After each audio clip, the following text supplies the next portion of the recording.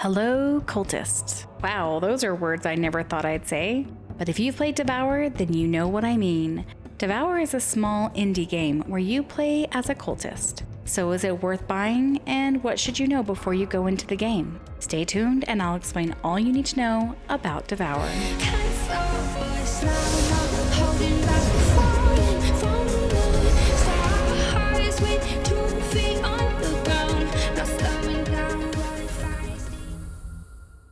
Devour is a 4-player co-op game, which will run you about $5. That's pretty cheap, right? But is it worth it? Well, my personal thoughts are that yes, this game is totally worth $5.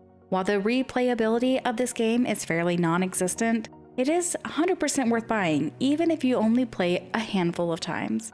And what's more, the small development team has been pretty open about the future of the game and new maps they intend to release in the future.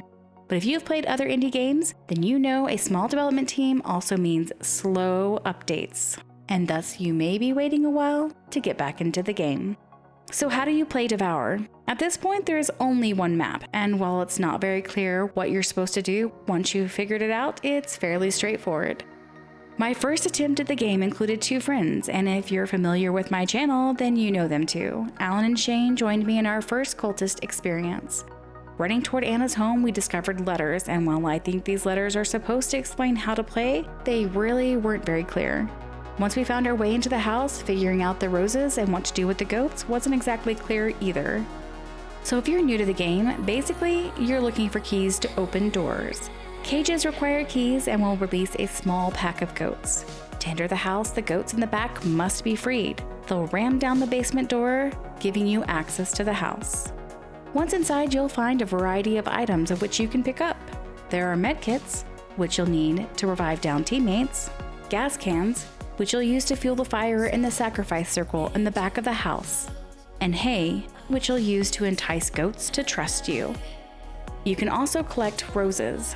These roses carry over from game to game, so you only have to grab each rose once, and they are available to all players, so don't worry about snagging one away from a teammate.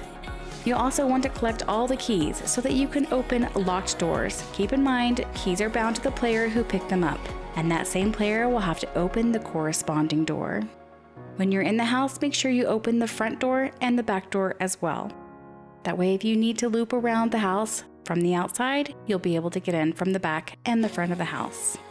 If you're lucky, you'll encounter Anna while you're inside the house. She's fairly docile until you've started sacrificing her goats. This is where strategy comes into play. Sacrificing goats angers Anna and makes her violent. Also, the more goats you sacrifice, the more likely you'll encounter demons who crawled up from the earth below. The only way to prevent being snagged by the crawling demons or Anna is to use your UV light on them. But Anna will enter periods where even the UV light doesn't appear to work. So keep this in mind and use a strategy to maximize your use of time between goat sacrifices. You'll want to entice a goat to you by placing hay on the ground and letting the goat approach slowly. Once the goat is eating the hay, it will have an orange outline around it, meaning you can pick up the goat. Just keep in mind that before you can burn any goat, you must light the fire. A common strategy is to place as many gas cans as possible around the altar to maximize how many goats can be sacrificed in a short amount of time. Once you've sacrificed 10 goats, you've won the game. And what about once you've won the game on normal mode? Well, normal mode will unlock hard mode, and winning a game on hard mode will unlock nightmare. Each mode is progressively harder than the previous. On hard mode, you have about 2/3 the power on your UV light, and on nightmare mode, well, you don't even have a UV light, and a whole lot of blood. A whole lot of blood. Emphasis on a whole lot of blood. And what about these roses? Gathering all of them will give you an alternate robe style for your cultist.